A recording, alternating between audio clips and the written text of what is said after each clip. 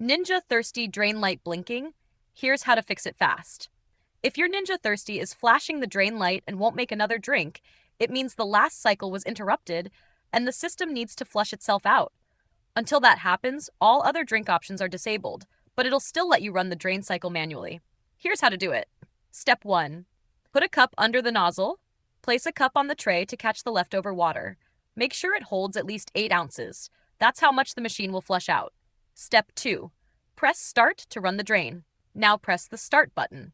The machine will force out the water stuck in the lines. You'll hear the pump run for a few seconds. When it finishes, the drain light should turn off on its own. Step 3. Empty the drip tray bucket. Check the orange indicator on the tray. If it's showing full, pull the bucket and empty it.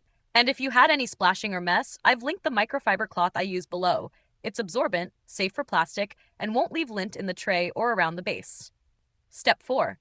Still stuck? Unplug and retry. If the drain light keeps blinking after draining, unplug the unit for 30 seconds, then plug it back in and run the drain again. That clears most sensor lockouts.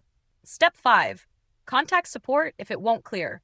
If nothing happens when you press start, or the light won't reset after draining twice, there could be a stuck valve or internal fault. Contact Ninja support using the link in the description.